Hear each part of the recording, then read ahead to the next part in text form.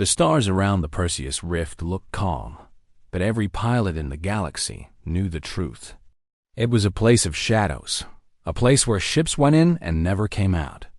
For generations, traders and explorers gave the region wide distance, warning. New crews with simple words: stay away from the rift. Captain Nira stood on the bridge of the exploration craft Horizon. She was not the kind of person to believe in ghost stories, but the rift was different. Too many ships had vanished here. Too many wrecks had been found drifting lifeless near its edge. The official report spoke of hidden gravity wells and unstable fields, but none of those answers explained why not a single distress call was ever sent. Her crew of 5 sat around her, each one alert and quiet. Arun, the pilot, adjusted the controls with steady hands. He was younger than the others, still carrying the bright hope of someone who believed in first discoveries. Mira, the ship's linguist, sat near the comm station with her eyes fixed on the signal receivers. Jorn, the engineer, leaned against the bulkhead with folded arms, while Lonnie, the medic, checked her equipment one last time. None of them spoke much. The silence of the rift pressed against the walls of the ship like a weight. Horizon is entering the wreckage zone, Arun said at last. His voice was calm, but everyone felt the edge beneath his tone. Outside the viewports, broken hulls drifted.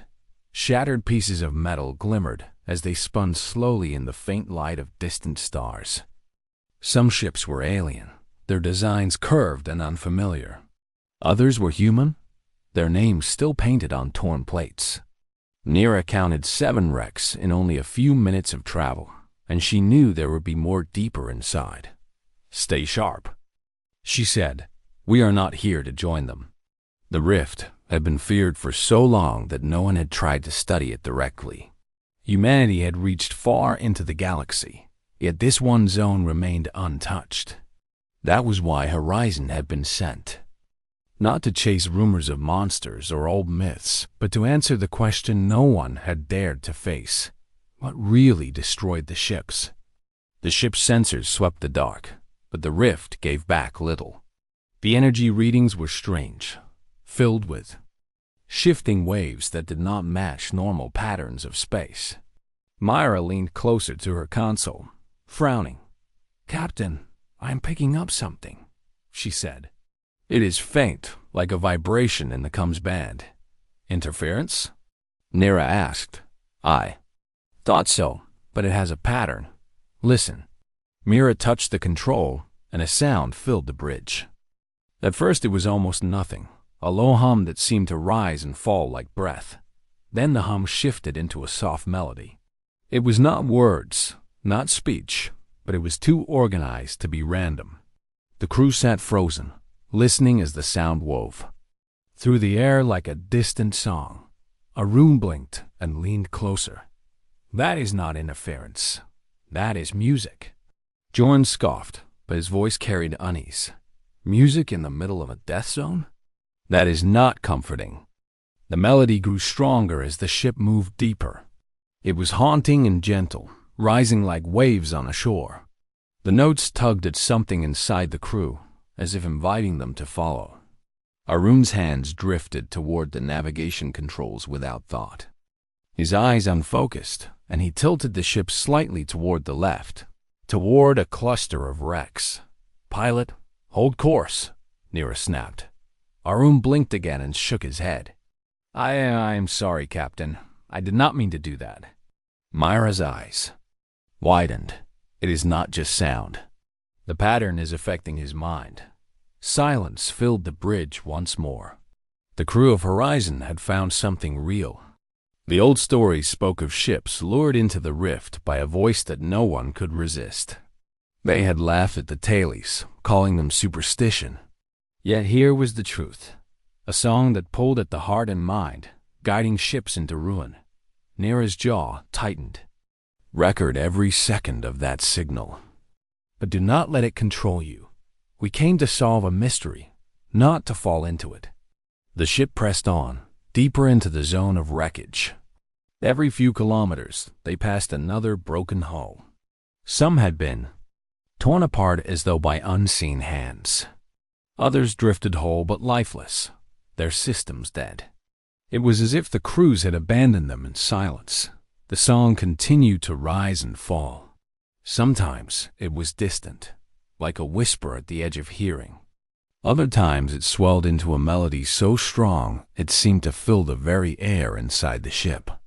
Lonnie gripped the edge of her chair, whispering, "It feels familiar, like something I heard when I was a child." "A lullaby," Mira said quietly. "It is shaped like one, gentle, repetitive, meant to calm." "But it is not calming ships," Jorn said. "It is destroying them." No one could argue. The wrecks outside proved the cost of listening. Yet the song was beautiful, almost painfully so. The crew of Horizon felt the weight of being human in that moment. Curiosity battled fear. Wonder battled survival. At last Nira stood and faced her crew. "We are here for answers. This is no natural field, no random danger. Something is singing out here, and it has killed for centuries." She paused and let the words sink in. "But it has never faced humans who can resist long enough to understand. That is what sets us apart. We do not run from mysteries. We meet them." The others nodded, though unease remained. Arun kept his hands steady on the controls, forcing himself not to move toward the song. Mira began recording every detail, trying to trace the pattern hidden inside the melody. Jorn adjusted the shields as strange pulses of energy brushed the hull. Lonnie kept a close watch on their mental states, checking that no one slipped too. Far under the song's influence, beyond the wreckage, a faint glow shimmered.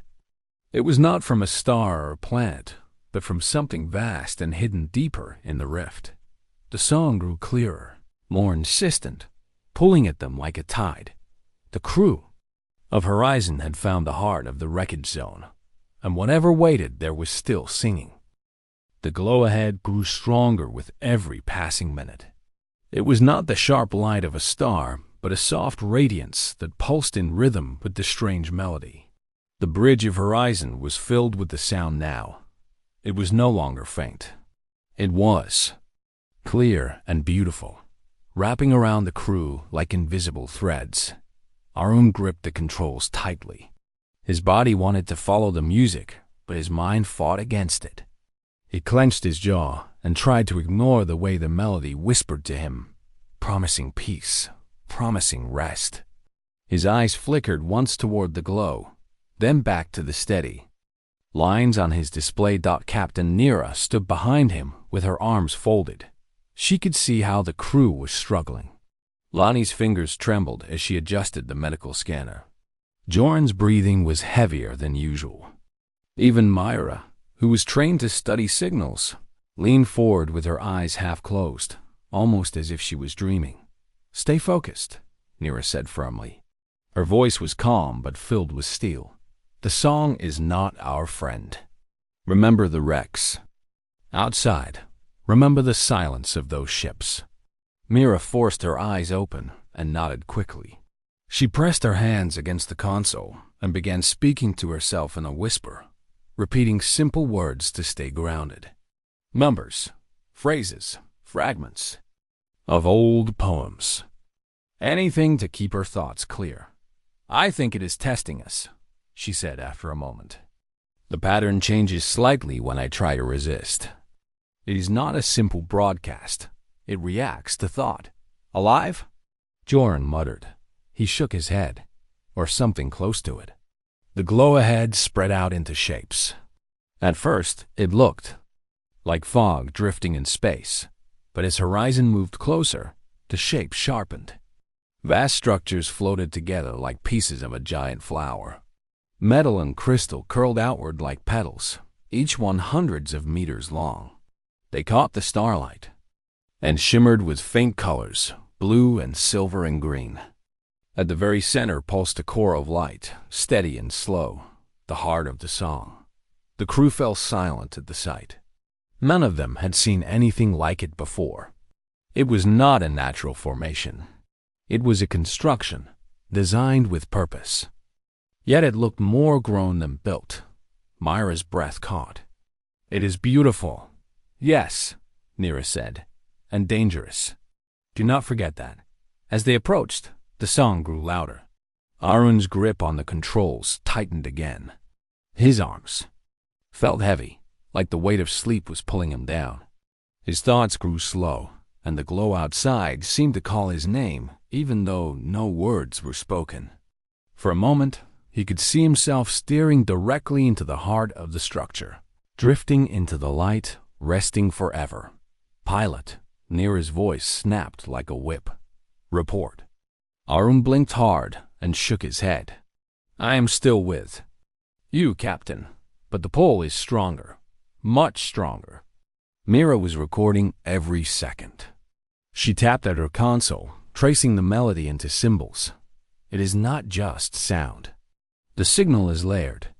One part enters the ears, another part enters the mind. It touches memory, emotion, even instinct. Other species may not have been able to resist at all. They were drawn until it was too late. "And we are still moving forward," Joran said. "That makes us no better." "We're better," Nira answered. Her eyes stayed fixed on the glowing structure. "We are aware of the danger. That is our advantage. Curiosity will not destroy us unless we surrender to it. We are not here to give in. We are here to learn." Her words carried weight, and the crew straightened. The bridge returned to tense silence, filled only by the melody and the hum of the ship. When they drew within 1,000 meters, the song changed again. The notes slowed, deepened, and wrapped around them with warmth. Arun felt his heartbeat match the rhythm without his consent. Lonnie's eyes filled with tears, as if the music was touching her deepest memories. She whispered, "It sounds like my mother's voice when I was small." The same calm tone. How could it know that? Myra's hands froze on the console. "It is listening. It is shaping itself to each of us. That is why it feels familiar. It is not only a trap. It is communication, though twisted in a way that harms instead of helps." "Then we will communicate back," Nira said. Everyone turned to her, startled. "You want us to answer?" Joran asked. "Captain, the thing has killed every ship that came close. We should not sing back. We should fire thrusters and leave. While we can." "No," Nira said firmly. "We did not cross the rift to turn away at the first sign of fear. If it is communication, then there is a chance. A chance to understand. A chance to stop this. If it wanted us destroyed, we would already be wreckage. Instead, it sings. I want to know why." The glow pulsed again, brighter than before. The petals of the great structure shifted slightly, opening wider like the slow unfurling of a flower. The melody swelled with it, reaching into every corner of the ship. The bridge seemed alive with the sound. Myra's eyes darted across the patterns on her screen. "It is waiting. Captain, I believe it expects a response. Then let us give." "It won," Nira said. The crew exchanged uneasy looks, but none spoke against her. Arun steadied the ship, holding it in orbit around the glowing petals. Myra leaned close to the comm system. She thought for a long moment, then began to hum a simple tune. It was a human melody, soft and short, something she remembered from childhood. Her voice filled the ship, and for the first time, the alien song changed in answer. The notes shifted to follow hers. The melody bent itself around the human tune, weaving into it, echoing it. The structure pulsed with light and rhythm to her humming. Lonnie gasped quietly. "It is listening to us. It hears." For several minutes, the ship was wrapped in a strange duet, one voice human, the other alien. The two blended in ways that sent shivers across the skin. The wreckage outside, the silence of lost ships, all seemed far away as the music rose together. Then, suddenly, the song fell quiet. The glow dimmed and the petals stilled. The bridge of horizon felt empty without the sound. Myra's voice trembled. It stopped. Why did it stop? Nira's gaze hardened. Because it got what it wanted. It was waiting for us to answer. Now we will see what happens next. The glow at the core flickered once more, then slowly grew brighter again. This time it was not a simple pulse. It was a signal, sharp and directed, reaching straight toward the ship's systems. Lights across the control panels began to shift. Symbols unknown to any language appeared on Myra's screen. The siren had spoken. Back. The bridge of horizon glowed with the light of symbols running across every screen. None of the crew could read them, yet all understood one thing. The siren was not finished. It had spoken once through song, and now it was speaking again through signs. Myra leaned close to her console, her fingers moving fast as she tried to record the shifting lines. They curved like flowing rivers, forming shapes that vanished before she could even finish tracing them. Her heart pounded as she realized what this meant. It is a language, she said. Not random, not noise, structured symbols. This is writing, Captain. Jorn gave a low groan. A language we cannot read. How do you talk with something that changes shape every second? Myra did not answer. Her eyes stayed locked on the shifting signs. Somewhere inside the flow of lines, she felt there was meaning. Nira stepped forward. Do not panic. If it wants us to understand, then it will keep trying. We just have to show it that we are listening. The glow outside brightened again.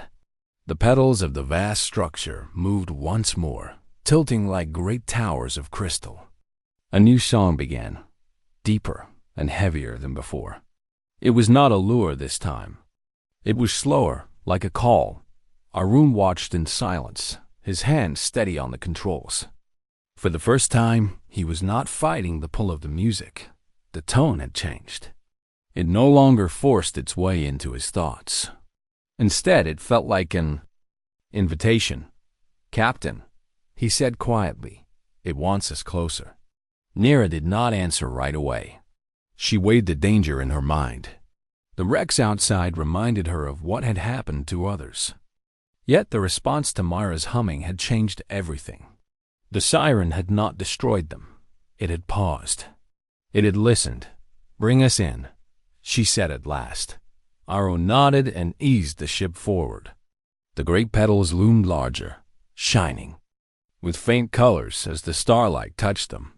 The glow from the center grew stronger, until it filled the viewports with a soft white radiance. The entrance appeared suddenly, a wide opening between two curling towers. It looked like the throat of a cave, but no natural cave was ever made of glass and silver metal. The song guided them toward it with steady rhythm, rising whenever the ship shifted course, lowering when the path was correct. It is directing. U.S., Myra said in awe. The ship passed through the opening and entered a chamber so vast that the hull lights could not reach the edges. It was like flying inside the heart of a cathedral, endless and glowing. Columns of crystal rose upward and downward, connecting to nothing. The walls shimmered with light, as though alive. When the ship came to a stop, the song faded once more. The silence pressed heavy on the crew. They waited, unsure of what the siren would do next. Then the chamber changed. The crystals lit one by one, forming shapes in the air. The shapes twisted into pictures, like moving drawings. At first they showed simple forms, circles, lines, stars. Then they grew complex, showing ships, planets, and creatures, none of them had seen before. Mira gasped softly. It is telling us a story. The crew watched in silence as the images unfolded. They saw beings of light and crystal, tall and graceful, walking across alien lands. They saw them build towers and ships, filling the stars with their presence. They saw them create the great siren itself, shaping it from crystal and song. Then the story darkened. The images showed the same beings fading away, their forms breaking apart. Worlds grew empty, cities silent. The siren floated alone in space, still singing, but no one returned to hear it. Finally, the images showed countless ships of other species arriving, one by one. They drifted closer, drawn by the song, only to shatter and vanish. The sigh remained, a voice without answer, a guardian without anyone to guard.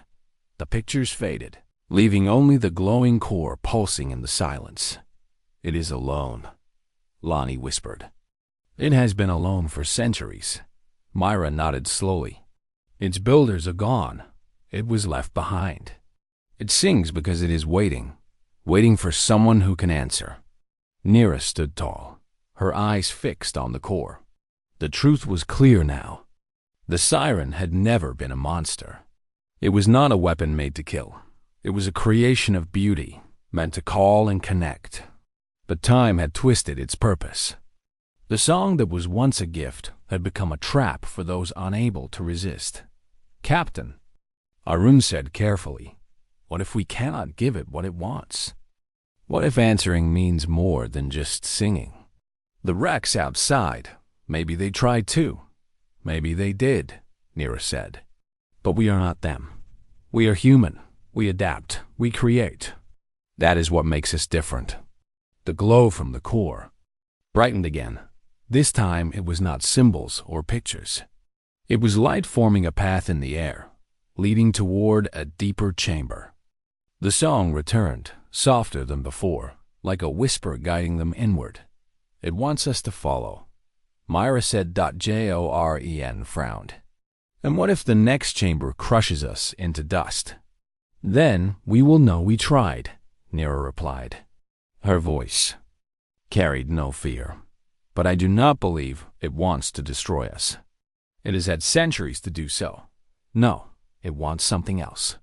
And we are the first to listen with more than fear." Arun guided the ship along the path of light. The deeper they went, the quieter the song became, until it was only a faint hum, like a heartbeat. The new chamber was smaller, yet far more strange. The walls curved like the inside of a sphere, covered in crystal veins that pulsed with soft blue light. At the center floated a structure like a chair, formed of the same glowing crystal. It looked as though it had been made for someone to sit and connect with the siren itself. The crew stared in silence. Mira whispered, "It is waiting for a voice to join with it. That is why it lures. It has been calling for someone strong enough to sit there and sing back." Nira looked at her crew. She saw fear, but also wonder. She knew the choice ahead was not simple. To sit in that chair could mean discovery beyond imagination, or the end of everything. Yet humanity had always stepped forward into the unknown. Nira raised her chin. "Prepare yourselves. The siren has revealed itself. Now it is our turn to decide how far we will go." The glow of the chamber pulsed once more, steady and patient, as if waiting for their answer. The chamber felt alive. Every wall glowed faint blue, and the slow hum that filled the air was steady like a heartbeat. At the center, the strange crystal chair floated, pulsing gently as if waiting. The crew of Horizon stood together, none daring to move closer. Even Joren, who always wore a mask of confidence, looked uneasy. His eyes stayed fixed on the chair. "It looks like a trap," he said at last. "Sit in that thing, and we might lose whoever tries."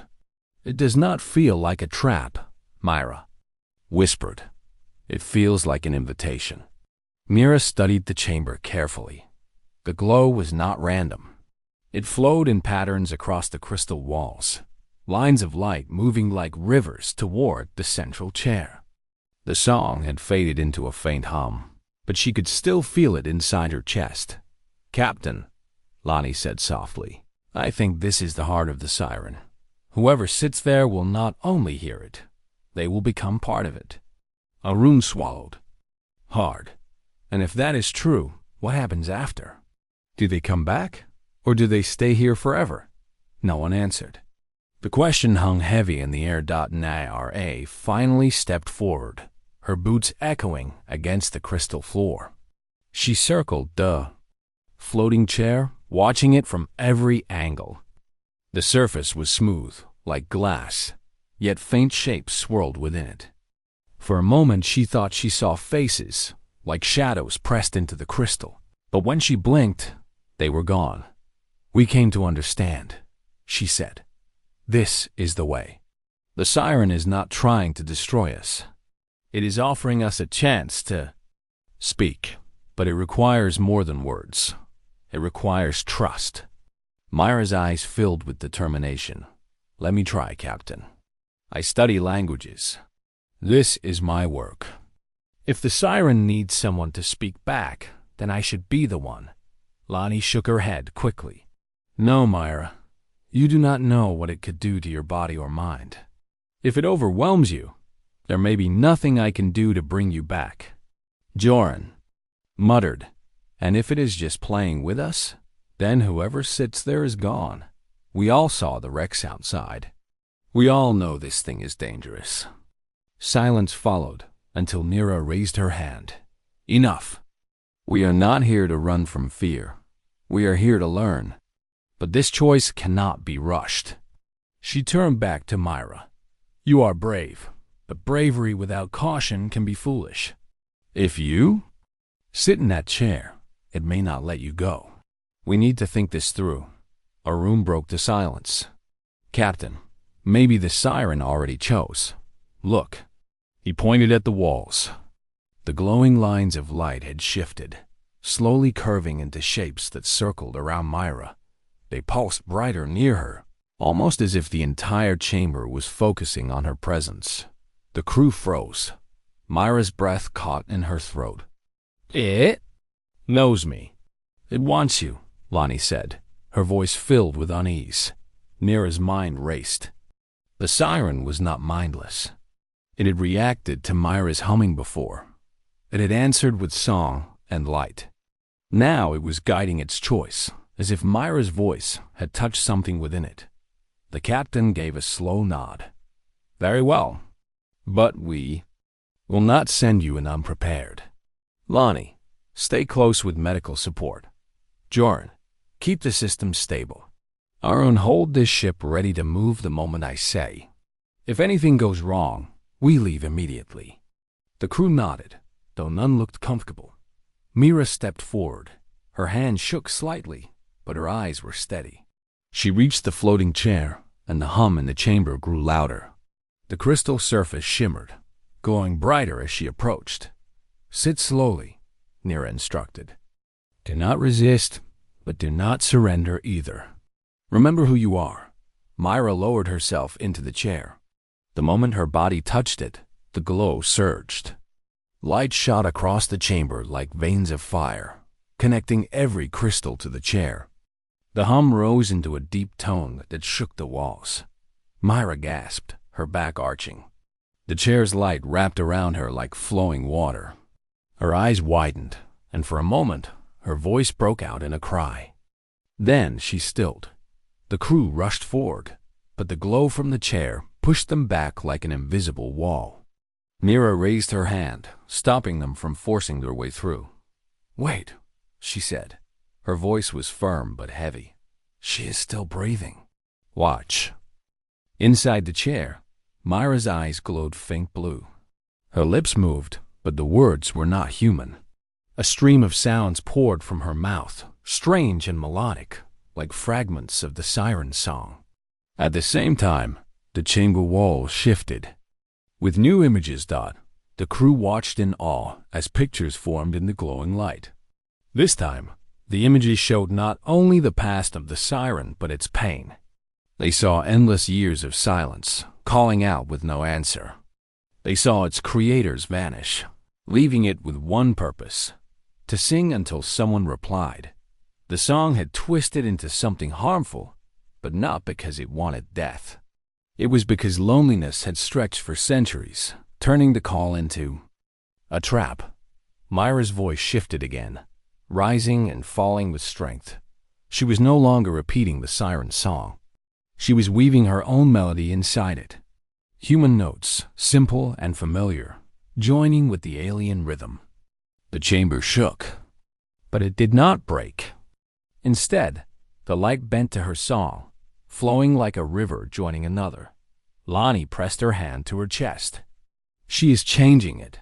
She is teaching it how to sing differently. The glow around Myra softened, wrapping her like a cocoon. Her face relaxed, her body no longer tense. For the first time since entering the rift, the music in the chamber felt peaceful.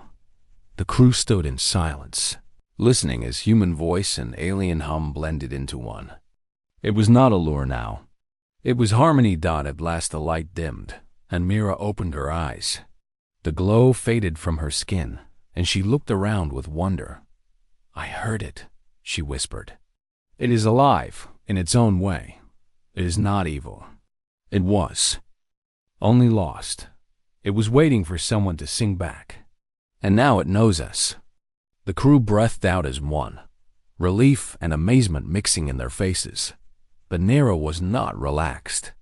She looked at the core of the chamber, where the glow still pulsed slowly. "This is only the beginning," she said. "The Siren has heard us, but now it will test if we are worthy of its trust." The hum of the chamber deepened again, and the walls shifted with new light. Patterns formed quickly, sharper and more complex than before. The Siren had revealed its heart. Now it was ready for the next challenge. The chamber no longer felt like a silent tomb. It pulsed with life.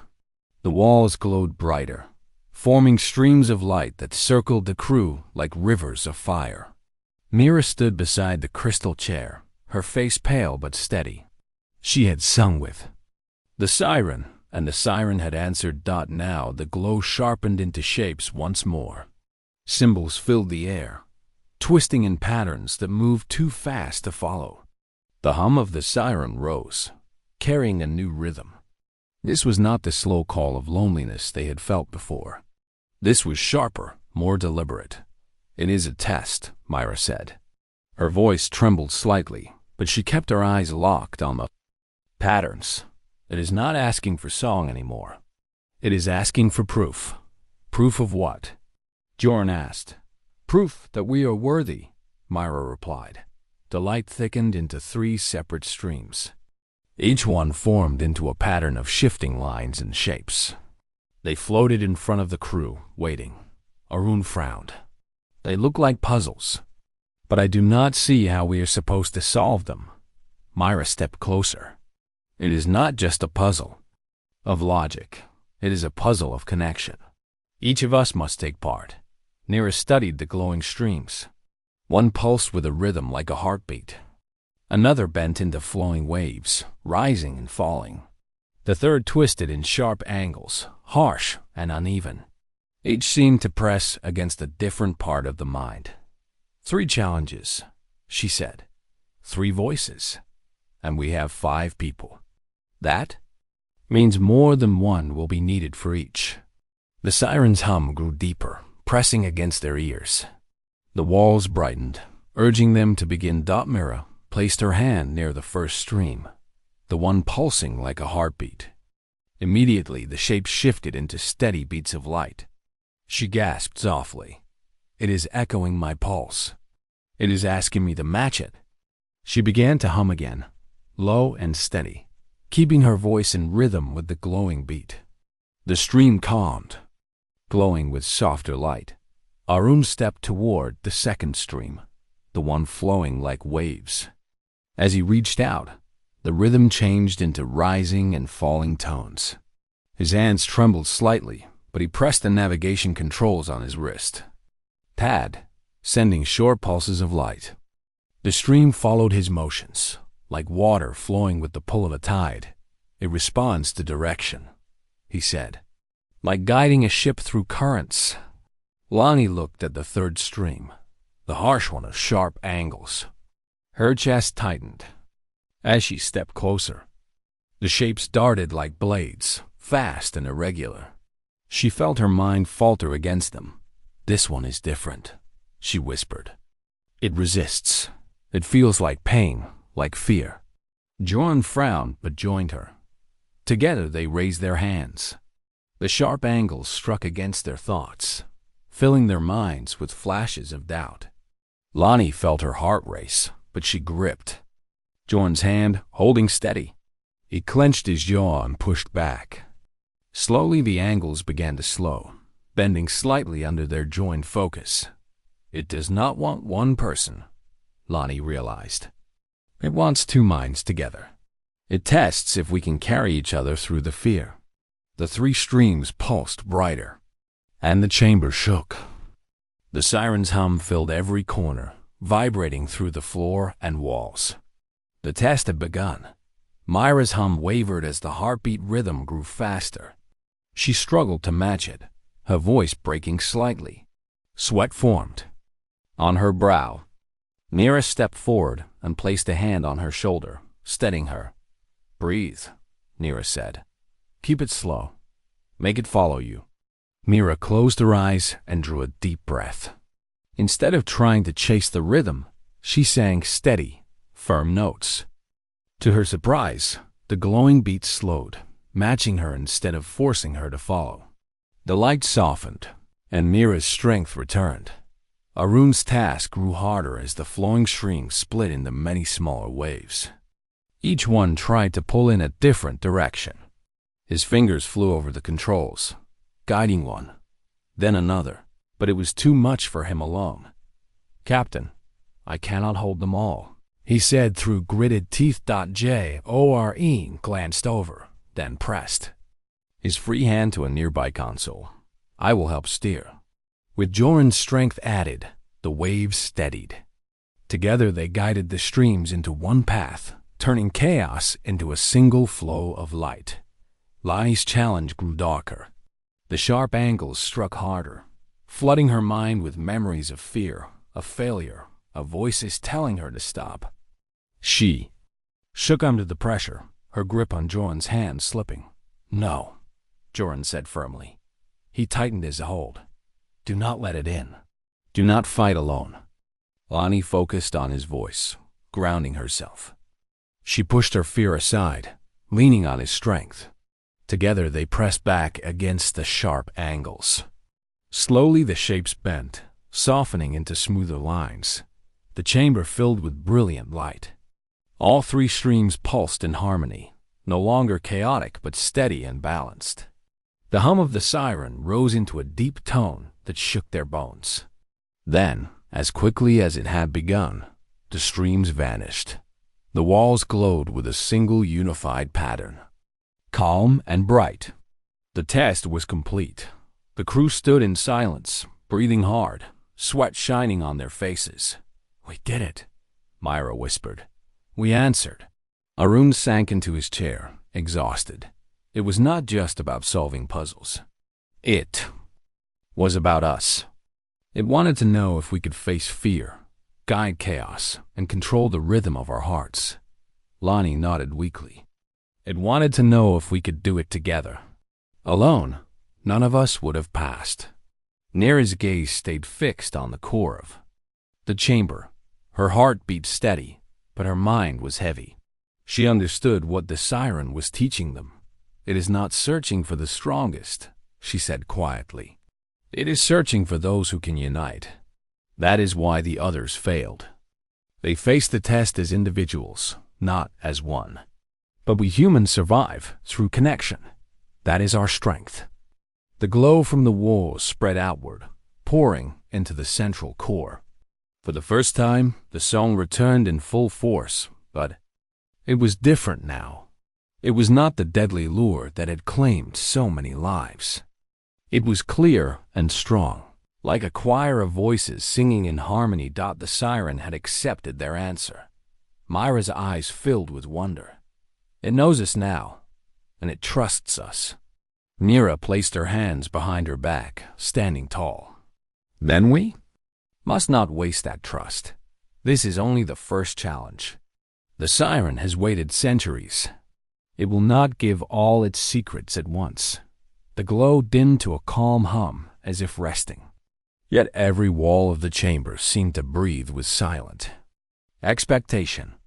The test was passed, but the journey was far from over. The chamber glowed with calm light, as though the siren itself was resting after the trial. The crew of Horizon stood in silence, their breathing still heavy from the test. Each of them had felt the strain, but they had also felt something deeper.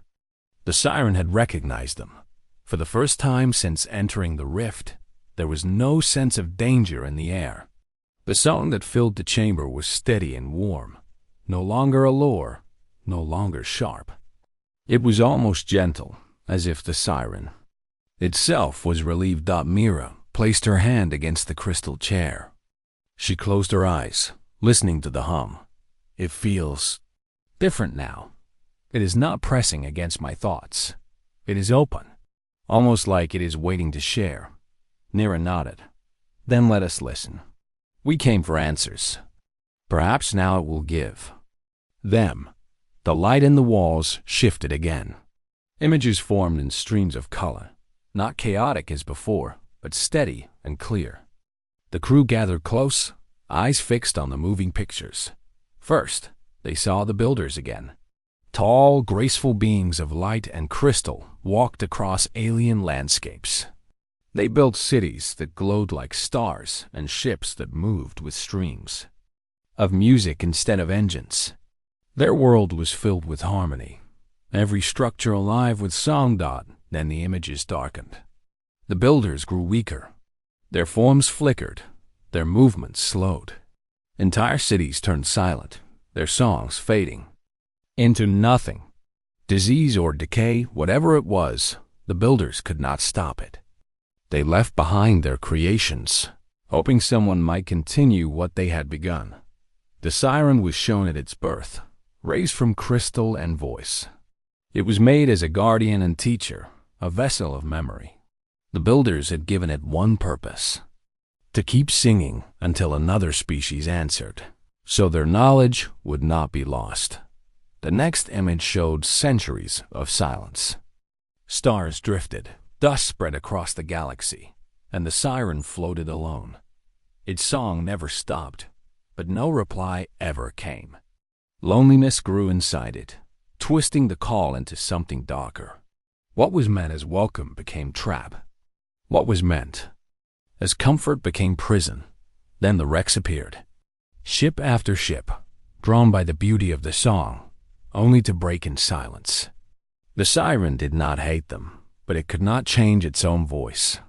It only knew to call, and when no answer came, it called harder. The result was death. At last, the image of Horizon appeared. The crew saw themselves, small and fragile compared to the vast structure. Yet the siren's glow surrounded them with warmth, showing the moment Mira had sung back, the moment the silence had ended. The pictures faded, leaving only the steady hum of the chamber. Lonnie's voice broke the silence. It was never a monster. It was only lonely. Yes, Mira said softly. It waited for centuries, calling into the dark. And no one answered until now. Arun leaned back, his expression thoughtful. So, what happens now? We answered. We passed its test. Does it simply let us go? Before anyone could respond, the chamber shifted again. This time, the crystals along the walls folded inward, opening pathways deeper into the siren's body. Streams of light marked the way forward. The hum grew stronger, urging them onward. Nira watched carefully. It is not finished. There is more it wants to show us. This was only the first part of its gift. The crew followed the glowing path. They moved through long tunnels of crystal, their boots echoing softly. The song guided them, rising when they slowed, softening when they moved the right way. It was not a trap. It was guidance. At last they reached a new chamber. This one was larger than the Bridge of Horizon, with walls curved into perfect symmetry. At the center floated a sphere of pure light, so bright it was hard to look at. Around it hovered fragments of crystal, each one filled with faint images and symbols. It is an archive, Mira whispered. Her voice was filled with awe. All Their knowledge, their history, their science, their art. It is all stored here. The crew stared in silence. The sphere pulsed, sending ripples of light through the chamber. The fragments began to orbit slowly, displaying flashes of information. Formulas that stretched beyond human understanding. Star maps showing places no human ship had ever reached, and songs that wove patterns through the air like woven fabric. "It is incredible," Jorm muttered. For once his voice carried no doubt, only respect. "This is more than any one species could ever dream of." Mira stepped closer, reaching out carefully. When her fingers touched the glow of one fragment, it shifted into clearer form. She gasped, as images filled her mind plans for structures that could bend gravity, designed for ships that could travel without fuel, harmonies that healed instead of harmed. She pulled her hand back quickly, shaking from the flood of knowledge. "It is too much," she said breathlessly. "But it is real. The Siren is offering everything its builders left behind." Lonnie frowned. "Then why give it to us?" "Why not? Wait longer for others?" Nira answered. "Because we were the first to pass its test. The first to answer with more than silence. The first to stand together. It has chosen us." The hum deepened again, and the sphere pulsed brighter. The walls of the chamber filled with images of Earth. The Siren had traced their signals back across the stars. It had seen their home. It knew humanity now. Arun's chest tightened. "It wants to send this knowledge to Earth." Myra nodded. "Slowly, but it cannot decide alone. It is waiting for us to choose. If we say yes, the gift will belong to all humans. If we say no, it will remain here, singing into silence again." The crew exchanged glances. The weight of the choice pressed heavy on them. To accept meant carrying a legacy far beyond their own world. To refuse meant leaving the Siren in its endless waiting. Nira looked around at her crew. She saw fear in their eyes, but also hope. Humanity had always been shaped by the unknown. They had crossed oceans, skies, and now stars, not by turning away, but by stepping forward. She turned back to the glowing sphere. "We accept. Share your gift. Humanity will carry it forward." The chamber exploded with light. The song rose into a vast chorus, no longer a single voice but many. It filled every corner of the Siren, flowing into the ship, into the crew, into the stars beyond. For the first time in centuries, the Siren was not alone.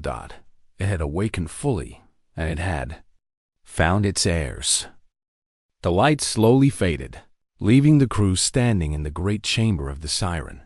The echoes of the vast chorus still lingered in their minds, a memory that would never leave them. The sphere of light pulsed calmly now, as though it had settled into peace. The choice had been made, and the Siren had finally found its purpose fulfilled. Nira looked around at her crew. Their faces were pale from the intensity of what they had seen and felt, but their eyes shone with quiet wonder. Even Jorn, who had doubted at every step, stood silent and steady.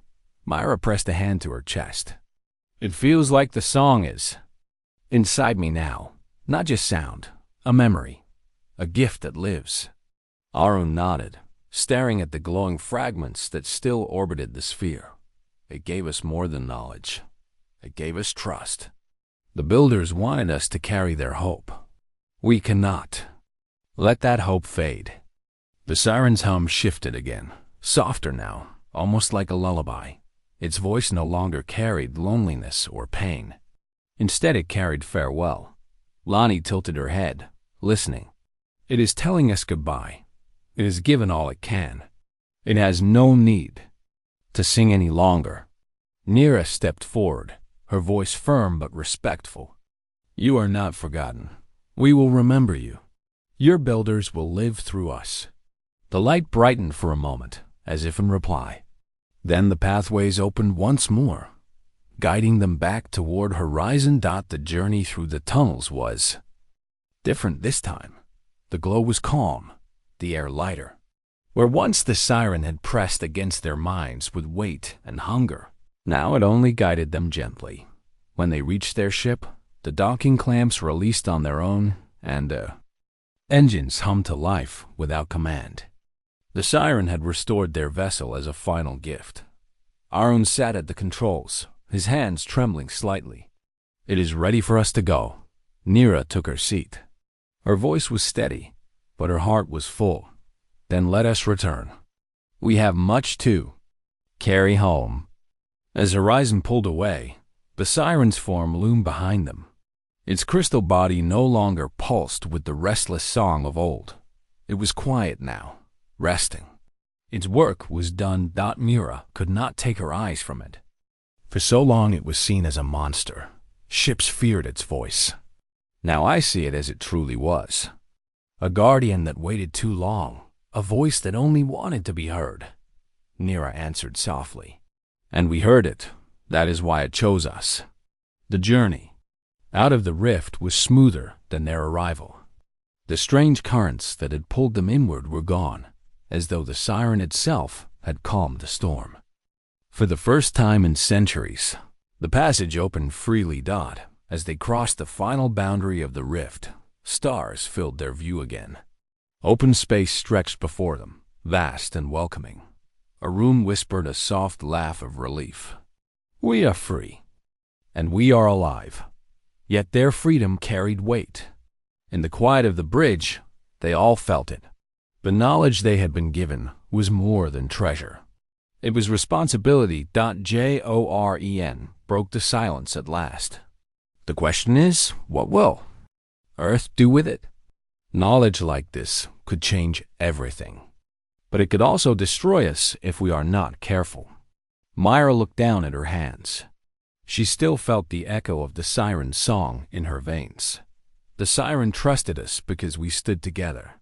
That is the lesson we must carry. If humanity forgets that, the gift will turn into ruin. Nira nodded. "We will guard it. We will guide it. This gift is not for power. It is for survival, for connection, for building what the builders could not finish. That will be our duty." Days passed as they traveled back toward known space. In that time, the crew began recording everything they had seen and heard. Mira sang fragments of the siren's lullaby, weaving it into notes that could be stored. Arun mapped the star charts the siren had shown, each one marking paths to worlds untouched. Lonnie and Jorn worked together to piece the fragments of science and design into forms humans might one day understand. Every night, the crew gathered to share what they had written. Though the task was heavy, their hearts grew lighter. The siren was no longer with them, yet in every song, every word, every diagram, its voice lived on. At last, Earth signals grew stronger on their instruments. The familiar beacon of home filled the bridge. The sight of it brought tears to their eyes. They had left as explorers, but they were returning as bearers of something far greater. When the transmission lines opened, Nira's voice carried firm across the distance. "This is the exploration vessel Horizon. We have returned from the rift. We bring knowledge beyond imagining. We bring the legacy of a lost people. Prepare to receive." The news spread across Earth like wildfire. At first, there was fear. Stories of the siren had been told as warnings for generations, of ships that vanished and voices that killed. But when Horizon's recordings were played, when the images of the builders filled screens, when Myra's gentle hum of the siren's lullaby carried across the air, fear slowly gave way to wonder. Scientists listened to the fragments of knowledge with awe. Leaders debated the meaning of it with care. Artists shaped new songs inspired by the harmonies Myra had brought back. Children lay awake at night, dreaming of distant worlds shown in the siren's maps. Humanity had changed. The crew of Horizon stood together as witnesses. They were no longer just travelers. They were keepers of a legacy. They had been chosen not because they were the strongest or the smartest, but because they had answered with unity. One night, As they looked out at the stars from Earth's surface, Mira whispered softly, "Do you think the Siren can still hear?" "Yes, even now." Mira's gaze stayed on the sky. "Perhaps not in sound, but in what we do and what we build, it will live." That is how we sing back. And in the silence of the night, as the stars shone like endless songs waiting to be heard, humanity's new journey began. The siren had called into the dark for centuries. At last, its call had been answered. And through humanity, its voice would never fade again.